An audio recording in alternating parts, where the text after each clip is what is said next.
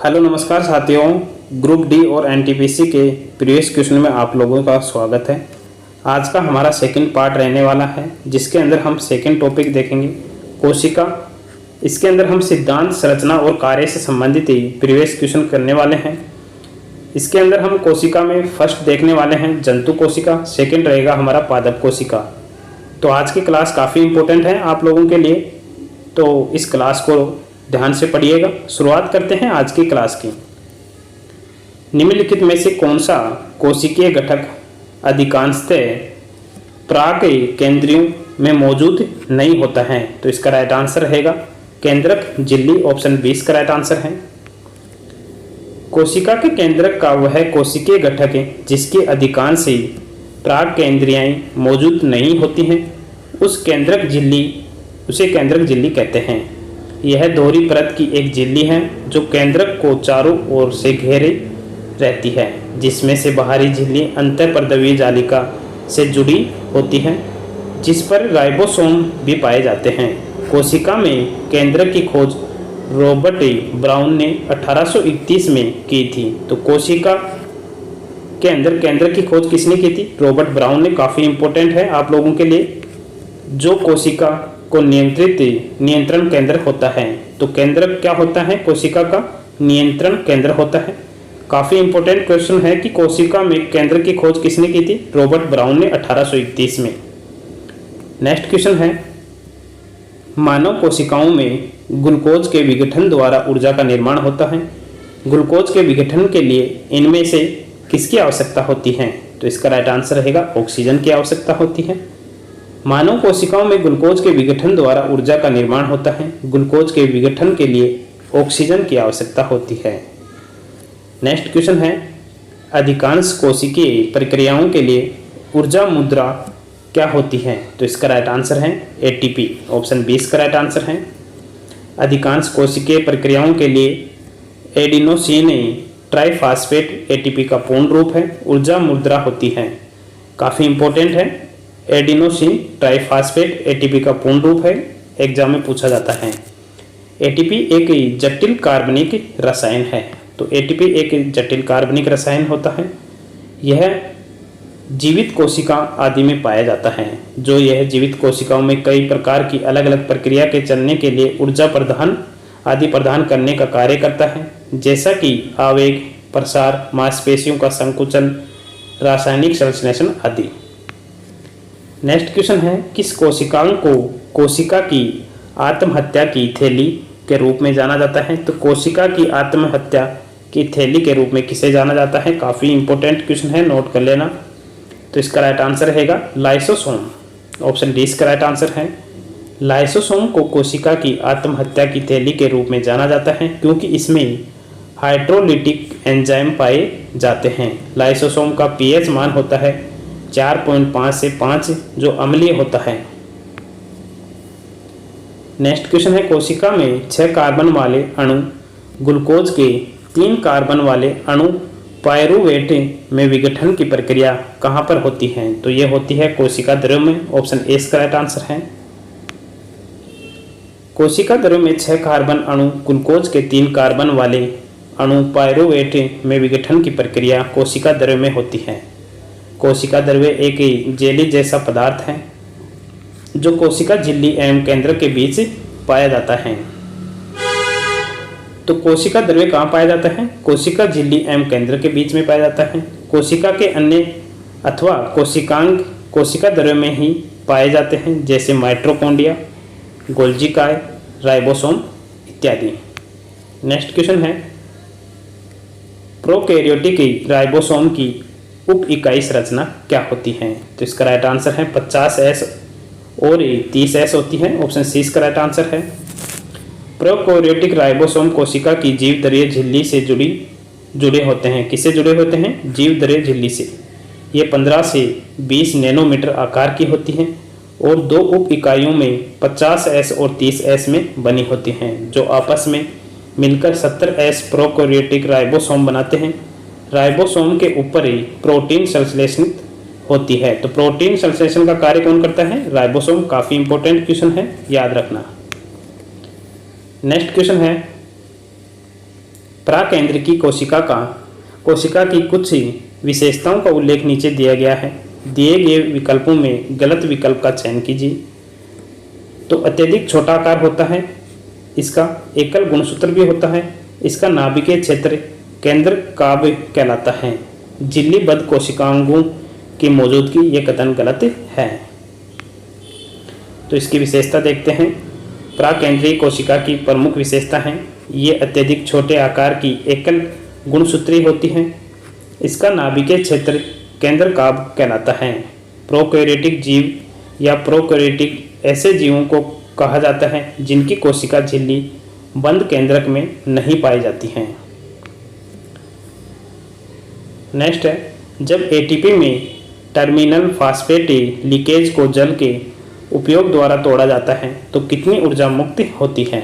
तो इसका right answer है 30.5 किलोमोल। ऑप्शन सी इसका राइट आंसर है।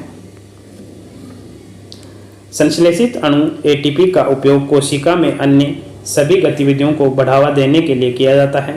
इन प्रक्रियाओं में एटीपी टूट जाता है जो एक निश्चित मात्रा में ऊर्जा पैदा करता है जो कोशिका में होने वाली ऊष्माशोषी अभिक्रियाओं को चला सकता है। इस प्रकार जब पानी का उपयोग करके एटीपी में टर्मिनल फास्फेट लीकेज को तोड़ा जाता है तो 30.5 किलोमोल के बराबर ऊर्जा निकलती है।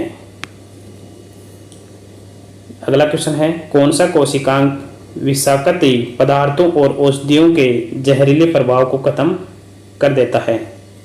तो अंतर्द्रव्यीय जालिका। ऑप्शन ए इसका राइट आंसर है। अंतर्द्रव्यीय जालिका सुकेंद्रित कोशिकाओं में स्थित एक झिल्लीदार कोशिकांग है। इसका प्रमुख कार्य है विषाक्त पदार्थों और औषधियों के जहरीले प्रभाव को खत्म करना होता है।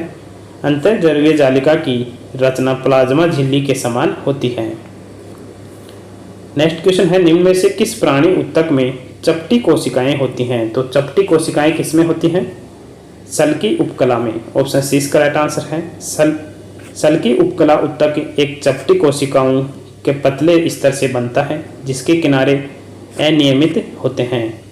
यह ऊतक रक्त वाहिनियों की भित्ति में तथा फेफड़े के वायुकोश में पाया जाता है और यह विसरण सीमा का कार्य करती हैं। नेक्स्ट क्वेश्चन है, निम्न में से कौन सा कथन गलत है? तो कौन सा कथन गलत है इनमें से? माइटोकॉन्ड्रिया में ऑक्सीजन की सहायता से एसिटिक अम्ल का विघटन होता है, ये कथन गलत है। बाकी तीनों कथन सत्य हैं। माइटोकॉन्ड्रिया में ऑक्सीजन की सहायता से एसिटिक अम्ल का विघटन नहीं होता है बल्कि पायरूवेट का विघटन होता है। माइटोकॉन्ड्रिया को कोशिका का पावर हाउस कहा जाता है। तो माइटोकॉन्ड्रिया को कोशिका का पावर हाउस कहा जाता है, काफी इंपॉर्टेंट है, नोट कर लेना। नेक्स्ट क्वेश्चन है, कशेरुकियों की यकृत कोशिकाओं में HCR द्वारा कौन सा महत्वपूर्ण कार्य किया जाता है? तो इसका राइट आंसर है औषधियों और विषों का निराविषीकरण। ऑप्शन ए इसका राइट आंसर है।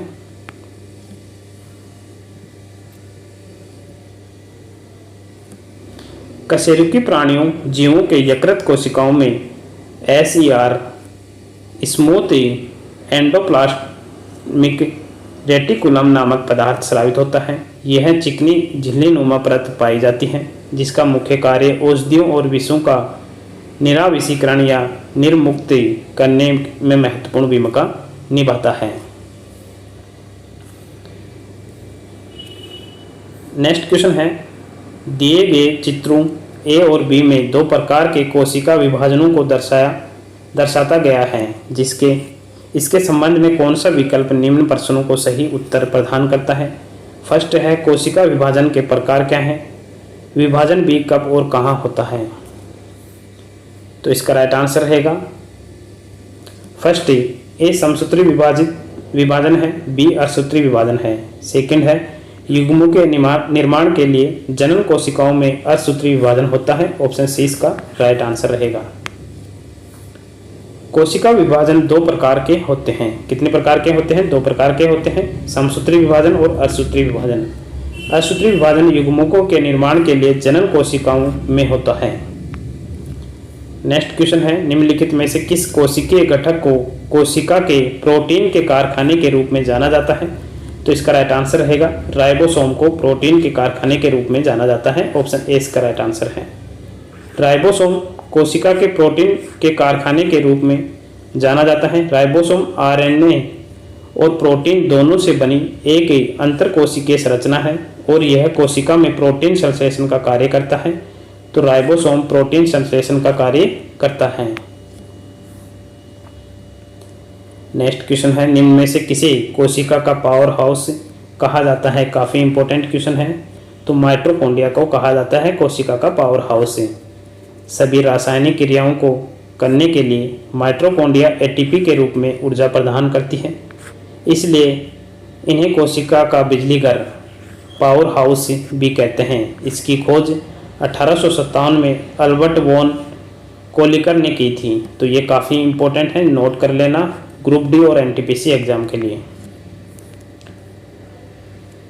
नेक्स्ट क्वेश्चन है, यूकेरियोटिक कोशिकाओं के निम्न में से किस कोशिकांग को आत्मघाती थैली भी कहा जाता है? ये क्वेश्चन काफ़ी इंपॉर्टेंट है। तो लाइसोसोम कहा जाता है। ऑप्शन डी इसका राइट आंसर है। लाइसोसोम यह एक झिल्ली आबंद कोशिकांग है जिसमें प्रचुर मात्रा में अम्लीय हाइड्रोलेजेज एंजाइम पाए जाते हैं जो सभी प्रकार के जैविक बहुलक यानी कार्बोहाइड्रेट, प्रोटीन, लिपिड और न्यूक्लिक अम्लों का पाचन करता है। यह प्रोकैरियोटिक कोशिकाओं और परिपक्व आरबीसी को छोड़कर अन्य सभी कोशिकाओं में पाया जाता है। अंतःपर्दवी जालिका के द्वारा लाइसोसोम के एंजाइमों का निर्माण होता है और चारों ओर की झिल्ली का निर्माण गोल्जिकाएं द्वारा होता है। कोशिका के क्षतिग्रस्त या मृत हो जाने पर लाइसोसोम फट जाते हैं और मुक्त एंजाइम अपनी कोशिकाओं को पचा देता है। इस कारण लाइसोसोम को कोशिका की आत्मघाती थैली कहते हैं। काफ़ी इंपॉर्टेंट क्वेश्चन है। निम्नलिखित में से किसी कोशिकांग को कोशिका की आत्मघाती थैली के रूप में जाना जाता है? तो लाइसोसोम को जाना जाता है। ऑप्शन डी इसका राइट आंसर है। लाइसोसोम को कोशिका की आत्मघाती थैली या आत्महत्या की थैली कहा जाता है क्योंकि उनमें हाइड्रोलाइटिक एंजाइम जमा होते हैं। इन एंजाइमों का उपयोग कोशिका में जटिल अणुओं को पचाने के लिए किया जाता है। लाइसोसोम न्यूक्लिक एसिड या पॉलीसेकेराइड वसा और प्रोटीन के पचाने में सक्षम है। उनके साथ साथ लाइसोसोम भी अपने स्वयं के एंजाइमों द्वारा अपनी स्वयं की कोशिकाओं को पचाते हैं या क्षति पहुंचाते हैं जिससे कोशिका की मृत्यु हो जाती है। इस प्रक्रिया को ऑटोलिसिस कहा जाता है। तो इस प्रक्रिया को क्या कहते हैं? ऑटोलिसिस। काफ़ी इंपॉर्टेंट है। नेक्स्ट क्वेश्चन काफ़ी इंपॉर्टेंट है।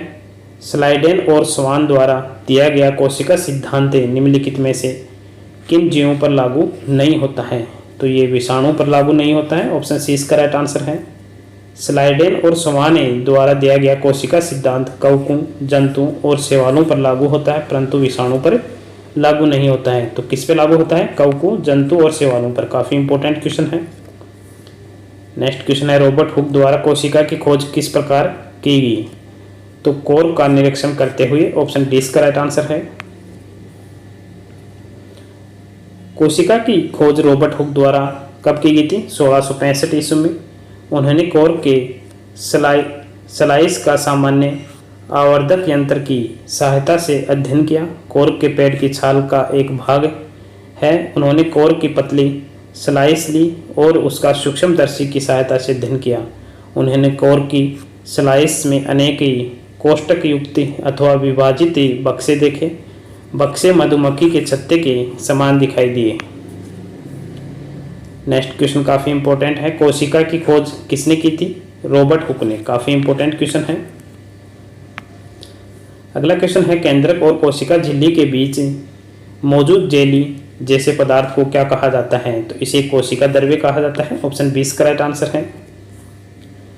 कोशिका जीवों की आधारभूत संरचनात्मक एवं कार्यात्मक इकाई होती है। तो कोशिका जीवों की आधारभूत संरचनात्मक और कार्यात्मक इकाई होती है। यह एक विशिष्ट पारगम्य कला से घिरी रहती है तथा प्राय इसमें स्वजनन की क्षमता होती है। कोशिका की संरचना कोशिका झिल्ली, कोशिका द्रव्य तथा केंद्रक से मिलकर होती है जिन्हें कोशिकांग कहते हैं।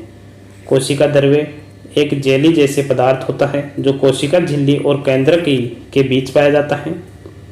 कोशिका द्रव्य में अनेक कार्बनिक तथा अकार्बनिक पदार्थ होते हैं। कोशिका के अन्य संगठक अथवा कोशिकांग कोशिका द्रव्य में ही पाए जाते हैं।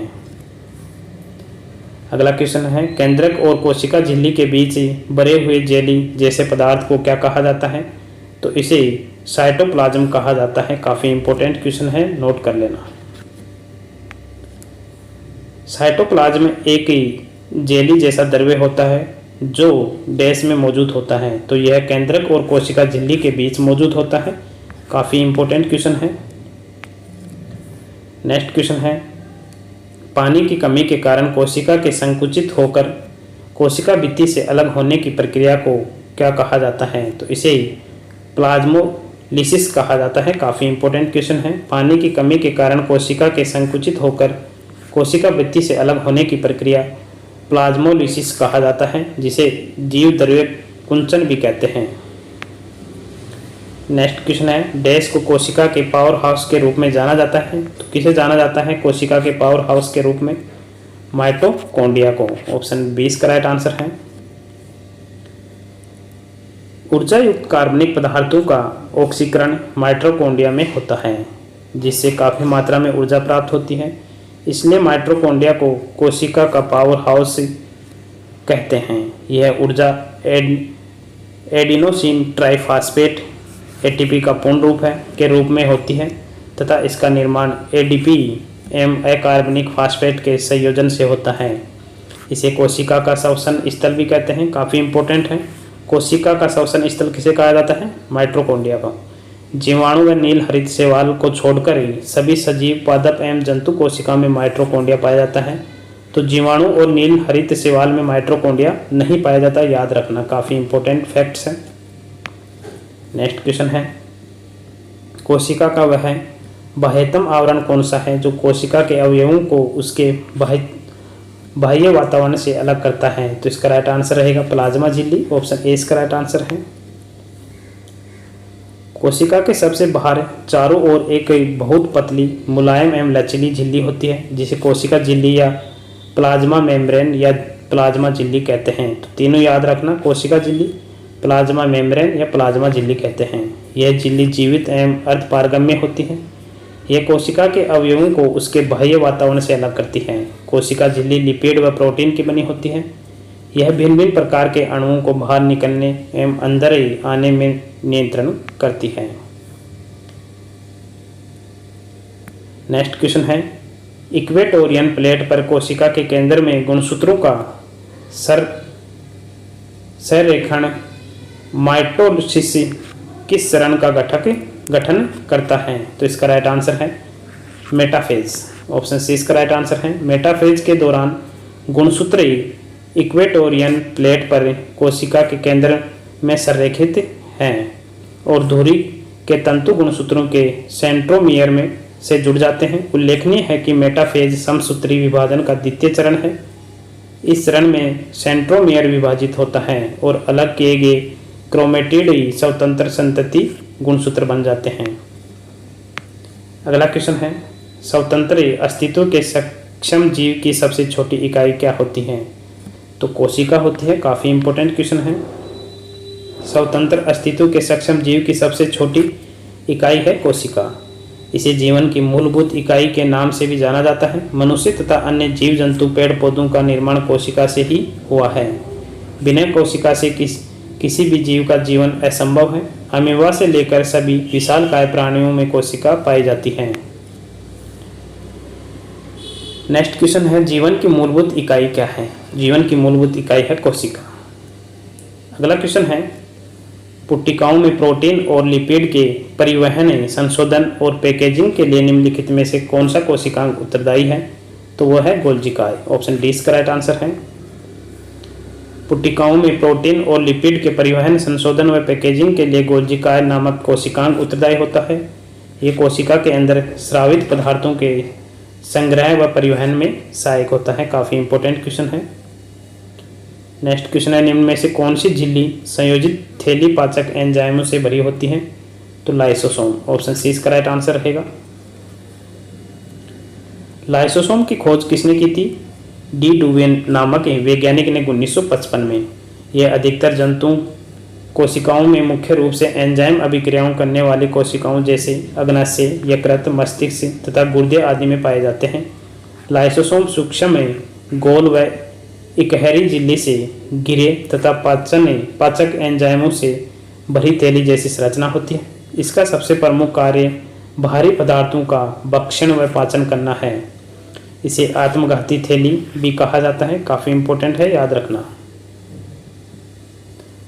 अगला क्वेश्चन है, निम्नलिखित में से कोशिकांगों में किसे कोशिका की आत्मघाती थैली कहा जाता है? तो लाइसोसोम को कहा जाता है। लाइसोसोम की खोज क्रिश्चियन डी डुवे ने 1955 ईस्वी में की थी। यह बहुत ही सूक्ष्म कोशिकांग है जो छोटी छोटी पुट्टिकाओं के रूप में पाए जाते हैं। इसके चारों तरफ एक पतली झिल्ली होती है। इसका आकार बहुत छोटा और थैली जैसे होता है। इसमें ऐसे एंजाइम होते हैं जिनमें जीव द्रव्य को गुला देने या नष्ट कर देने की क्षमता रहती है। कोशिके उपापचय में व्यवधान के कारण जब कोशिका क्षतिग्रस्त हो जाती है तो लाइसोसोम फट जाते हैं एवं इसमें मौजूद एंजाइम अपनी कोशिका को पाचित कर देते हैं। इसके परिणाम स्वरूप कोशिका की मृत्यु हो जाती है, अतः इसे आत्मघाती थैली भी कहा जाता है। नेक्स्ट क्वेश्चन काफ़ी इंपॉर्टेंट है, राइबोसोम बनाते हैं। तो राइबोसोम प्रोटीन बनाते हैं। ऑप्शन सी इसका राइट आंसर है। राइबोसोम एक जटिल संरचना है जो सभी जीवित कोशिकाओं में पाए जाते हैं। यह अंतःपर्दवी जालिका से जुड़े रहते हैं। ये हरित लवक, केंद्रक या माइटोकॉन्ड्रिया में भी पाए जाते हैं। राइबोसोम प्रोटीन संश्लेषण नामक प्रक्रिया में एमिनो एसिड से प्रोटीन बनाते हैं। काफ़ी इंपॉर्टेंट है। प्रोटीन का निर्माण कौन करता है? राइबोसोम। नेक्स्ट क्वेश्चन है, प्रोटोप्लाज्म में शब्द किसने गढ़ा? तो ये शब्द गढ़ा था जोहान इवांजेलिस्ट प्रुकिंजे ने। ऑप्शन 20 का राइट आंसर है। जीव द्रव्य का नामकरण प्रुकिंजे ने 1839 में किया था। यह एक तरल गाढ़ा रंगहीन पारदर्शी लसलसा वजन युक्त पदार्थ है। जीव की सारी जैविक क्रियाएं इसी के द्वारा संपन्न होती है। इसलिए जीव द्रव्य को जीवन का भौतिक आधार कहते हैं। तो जीव द्रव्य को जीवन का भौतिक आधार कहते हैं। काफ़ी इंपॉर्टेंट फैक्ट्स है, याद रखना। नेक्स्ट क्वेश्चन है, कोशिका की एक प्रकार की अपशिष्ट निस्तारण प्रणाली है। वे किसी भी बाह्य सामग्री के साथ साथ खराब हो चुके कोशिकाओं को पचाकर कोशिका को साफ कर रखने में मदद करते हैं। तो कौन है? लाइसोसोम। ऑप्शन 20 का राइट आंसर है। लाइसोसोम कोशिका की एक प्रकार की अपशिष्ट निस्तारण प्रणाली है। लाइसोसोम का मुख्य कार्य पाचन करना होता है। यह मृत कोशिकाओं का निष्कासन करता है, अर्थात अपशिष्ट पदार्थों का निष्कासन करता है। लाइसोसोम यूकेरियोटिक कोशिकाओं में पाए जाते हैं। ये कोशिकांगों को पचाकर कोशिका को साफ रखने में मदद करते हैं। साथ ही साथ कोशिकांग को क्लांत भी करते हैं। नेक्स्ट क्वेश्चन है, निम्नलिखित में से कौन सा ऑर्गेनल किसी भी बाह्य सामग्री को पचाकर कोशिका को साफ रखने के में सहायक होता है, साथ ही कोशिकांग को क्लांत भी करता है? तो इसका राइट आंसर है लाइसोसोम। ऑप्शन 20 का राइट आंसर है। नेक्स्ट क्वेश्चन है, निम्नलिखित में से कौन सा कथन असत्य है? तो पादप कोशिकाओं में जंतु कोशिकाओं की तुलना में छोटी रिक्तिकाएं पाई जाती हैं। ये कथन गलत है। तो पादप कोशिका और जंतु कोशिका में डिफरेंट देखते हैं। पादप कोशिका आकार में पादप कोशिका जंतु कोशिका से बड़ी होती है। जंतु कोशिका प्राय आकार में छोटी होती है। सेलुलोज जैसे प्लाज्मा झिल्ली से बनी कोशिका भित्ति उपस्थित रहती है पादप कोशिका में। जंतु कोशिका में कोशिका भित्ति अनुपस्थित रहती है। पादप में रसदानी व रिक्तिका बड़ी होती है। जंतु कोशिका में रसदानी या रिक्तिका बहुत छोटी या अस्थायी होती है। पादप कोशिका में लवक पाए जाते हैं, इसमें लवक नहीं पाए जाते। नेक्स्ट क्वेश्चन है, इनमें से कौन सा तरल पदार्थ आंत से अवशोषित वसा को ग्रहण करता है और अतिरिक्त द्रव्य को अतिरिक्त कोशिकीय स्थान से वापस रक्त में ले जाता है? तो इसका राइट आंसर है लसिका। ऑप्शन 20 का राइट आंसर है। लसिका एक रंगहीन द्रव्य है जो कोशिकाओं के चारों ओर एक पतली परत के रूप में विद्यमान रहती है। इस द्रव्य में विशिष्ट लिम्फोसाइड होते हैं जो शरीर की प्रतिरक्षा अनुक्रिया के लिए उत्तरदायी होते हैं। लसिका पोषक पदार्थ, हार्मोन आदि का संवहन करती है। यह आंत में उपस्थित लैक्टियल वसा को अवशोषित करती है तथा अतिरिक्त द्रव्य को अतिरिक्त कोशिकीय स्थान से वापस से रक्त में ले जाती हैं। नेक्स्ट क्वेश्चन है, निम्नलिखित में से अर्धसूत्रण के लिए कौन सा कथन सत्य नहीं है? तो अर्धसूत्रण के परिणाम स्वरूप परिणामी कोषों में गुणसूत्रों की संख्या दोगुनी हो जाती है, यह कथन गलत है। अर्धसूत्री विभाजन जनन कोशिकाओं में होती है। कहाँ पर होती है? जनन कोशिकाओं में होती है। यह निम्न 2 चरणों में संपन्न होता है, अर्धसूत्री फर्स्ट और अर्धसूत्री सेकेंड। अर्धसूत्री के परिणाम स्वरूप परिणामी कोशिकाओं में गुणसूत्रों की संख्या आधी रह जाती है, दोगुनी नहीं होती है, आधी रह जाती है। अर्धसूत्रण में जनकों से भिन्न गुणसूत्र होने के कारण आनुवंशिक विविधता होती है। इस विभाजन के दौरान गुणसूत्रों के बीच आनुवंशिक पदार्थों का आदान प्रदान होता है। नेक्स्ट क्वेश्चन काफ़ी इंपॉर्टेंट क्वेश्चन है, किस कोशिकांग को कोशिका का मास्टर कहा जाता है? तो नाभिक को कहा जाता है, ऑप्शन डी इसका राइट आंसर है। नाभिक को कोशिका का मास्टर कहा जाता है। नाभिक कोशिका के डीएनए की ब्लूप्रिंट के अवयव अपने में समाहित रखता है। नेक्स्ट क्वेश्चन है, किसी कोशिका में मौजूद सबसे बड़ा कोशिकांग कौन सा है? तो नाभिक है, ऑप्शन बी इसका राइट आंसर है। नाभिक कोशिका में उपस्थित सबसे बड़ा कोशिकांग है। नाभिक ही कोशिका की क्रियात्मक क्रियाकलापों को नियंत्रित करता है। तो नाभिक ही कोशिका के क्रियाकलापों को क्या करता है? नियंत्रण करता है। काफ़ी इंपॉर्टेंट पॉइंट है। नेक्स्ट क्वेश्चन है, निम्नलिखित में से किस कोशिकांग को कोशिका का प्रोटीन कारखाना कहा जाता है? तो कोशिका का प्रोटीन कारखाना कौन सा है? राइबोसोम। काफ़ी इंपॉर्टेंट है, ऑप्शन डी इसका राइट आंसर है। राइबोसोम सजीव कोशिका के कोशिका द्रव्य में स्थित बहुत ही सूक्ष्म कण हैं जिनकी प्रोटीन के संश्लेषण में महत्वपूर्ण भूमिका होती है, इसलिए कोशिका की प्रोटीन फैक्ट्री कहा जाता है राइबोसोम को। काफ़ी इंपॉर्टेंट क्वेश्चन है, रिपीट होने वाला क्वेश्चन है। नेक्स्ट क्वेश्चन है, निम्नलिखित में से कौन सा कोशिकांग केवल पशु कोशिका में पाया जाता है? तो लाइसोसोम केवल पशु कोशिका में पाया जाता है, ऑप्शन ए इसका राइट आंसर है। लाइसोसोम जंतुओं की कोशिकाओं में मुख्य पाया जाता है। इसकी खोज वर्ष 1955 ईस्वी में डी डुवे ने की थी। इसका प्रमुख कार्य कोशा में साइटोसिस द्वारा लाए गए प्रोटीन तथा अन्य पदार्थों का पाचन है। भोजन की कमी के समय लाइसोसोम साइटोप्लाज्म में स्थित प्रोटीन, लिपिड, कार्बोहाइड्रेट का पाचन करता है। इसी कारण इसे आत्मघाती थैली भी कहा जाता है। शरीर में लगी चोट की मरम्मत के लिए किस प्रकार के सेल विभाजन का प्रयोग किया जाता है? केवल समसूत्रण विभाजन का, ऑप्शन ए इसका राइट आंसर है। शरीर में लगी चोट की मरम्मत के लिए केवल समसूत्रण सेल विभाजन का प्रयोग किया जाता है। इसे प्रोक्स कोशिका विभाजन भी कहते हैं। क्या कहा जाता है? प्रोक्स कोशिका विभाजन। इस प्रकार की कोशिका विभाजन शरीर की कायिकीय कोशिकाओं में होता है। इस प्रकार के विभाजन में मात्र कोशिका विभाजित होकर 2 समान नई संतति कोशिका बनाती हैं। नेक्स्ट क्वेश्चन है, एक पशु के शरीर की सबसे बड़ी कोशिका इनमें से कौन सी है? तो वो है न्यूरॉन, ऑप्शन बी इसका राइट आंसर है। जानवरों के लिए शरीर की सबसे बड़ी कोशिका न्यूरॉन तंत्रिका है। यह तंत्रिका तंत्र में स्थित एक उत्तेजनीय कोशिका है। इस कोशिका का कार्य मस्तिष्क से सूचना का आदान प्रदान करना और विश्लेषण करना है। तंत्रिका कोशिका में कायिकीय विभाजन नहीं होता है, जिससे इसके नष्ट होने पर दोबारा प्राप्त नहीं किया जा सकता, किंतु इसे स्टेम कोशिका द्वारा ही प्राप्त किया जाता है।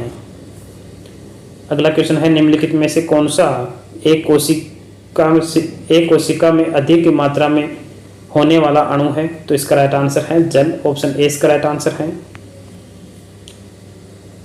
कोशिका सजीवों के शरीर की रचनात्मक और क्रियात्मक इकाई है। कुछ सजीव जैसे जीवाणुओं के शरीर एक ही कोशिका के बने होते हैं, उन्हें एक कोशिकीय जीव कहते हैं, जबकि कुछ सजीव जैसे मनुष्य के शरीर अनेक कोशिकाओं से मिलकर बना होता है, इसे बहुकोशिकीय जीव कहते हैं। कोशिका के भीतर निम्नलिखित रचनाएं पाई जाती हैं: केंद्रक एवं केंद्रिका, जीवद्रव्य, गोल्जिकाएं, कणामसूत्र, अंतर्द्रव्य जालिका, गुणसूत्र, राइबोसोम तथा सेंट्रोसोम लवक। जीवद्रव्य में जल की मात्रा लगभग 80%, प्रोटीन की वसा की 3, कार्बोहाइड्रेट की 1%, अकार्बनिक लवण की 1% होता है।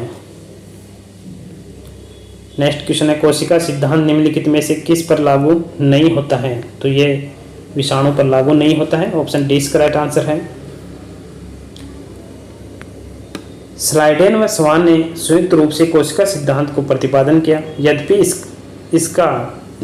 इनका सिद्धांत यह बताने में असफल रहा कि नई कोशिकाओं का निर्माण कैसे होता है। पहली बार रुडोल्फ विर्चो ने 1855 में ने स्पष्ट किया थी कि कोशिका विभाजित होता है और नई कोशिकाओं का निर्माण पूर्व स्थिति कोशिकाओं के विभाजन ओमनिस सेलुला ई सेलुला से प्राप्त होता है। इन्होंने स्लाइडेन और स्वान की कल्पनाओं को रूपांतरित कर नया कोशिका सिद्धांत प्रतिपादित किया।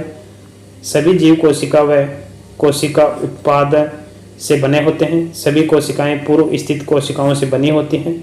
अकोशिकीय जीव जैसे वायरस, वायराइडी तथा प्रोन्संक प्रेंकोन पर कोशिका सिद्धांत लागू नहीं होता है।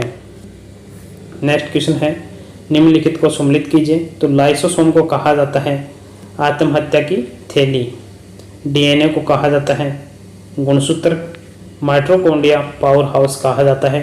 तो ऑप्शन बी इसका राइट आंसर है। नेक्स्ट क्वेश्चन है, कोशिका प्रयाकात्मक क्रियाओं का नियंत्रण कौन करता है? तो इसका राइट आंसर है केंद्रक करता है। ऑप्शन डी इसका राइट आंसर है। कोशिका प्रकारात्मक क्रियाओं का नियंत्रण केंद्रक करता है। कोशिका केंद्रक में कोशिका के अधिकांश आनुवंशिक पदार्थ होते हैं जो क्रोमोसोम बनाने के लिए हिस्टोन जैसे प्रोटीन की एक विशाल विविधता के साथ कई लंबे रेखे डीएनए अणुओं के रूप में संगठित होते हैं। इन गुणसूत्रों के भीतर जीन कोशिकाओं के परमाणु जीनोम हैं और कोशिका फंक्शन को बढ़ावा देने के लिए इस तरह संरक्षित हैं।